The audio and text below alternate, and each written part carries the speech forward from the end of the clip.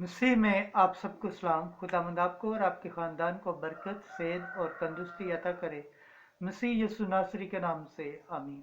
हमारे लिए आज की तिलावत इशाया नबी का सहीफ़ा 49 बाब 8वीं आयत से 15वीं आयत। मैंने तुझे उम्मत के लिए अहद ठहराया है कि मुल्क को बहाल करे। खुदा बाप, बेटे और रूह कुद्दुस के नाम से आमीन। खुदावन यूं फरमाता है कि मैंने कबूलियत के वक्त तेरी सुनी और निजात के दिन तेरी मदद की।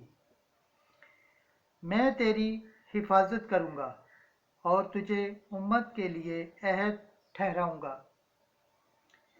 ताकि तू मुल्क को बहाल करे और वीरान मिरासों को असरा नु आबाद करे। कैदियों से कहे कि बाहर निकल आओ और उनसे जो अंधेरे में हैं कि मुनव्वर हो जाओ।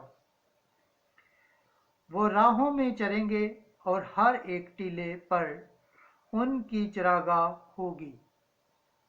वो ना भूखे होंगे और ना प्यासे, और ना गर्मी और ना धूप से उनको कुछ जरर पहुंचेगा, क्योंकि उनका रहमान उनका हादी होगा और पानी के चश्मों की तरह उनको ले जाएगा।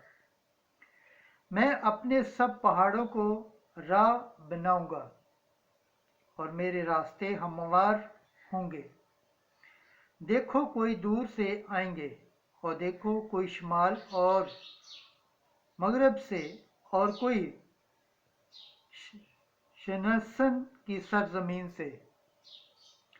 ए फलक गीत गाओ और ए जमीन तू खुश हो,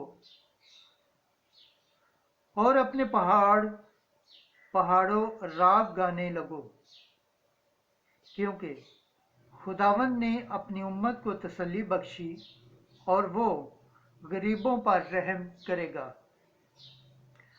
पर सयून कहता है कि खुदावंद ने मुझे तर्क किया और मालिक मुझे भूल गया। क्या औरत अपने शीरख्वां बच्चे को भूल जाती है कि अपने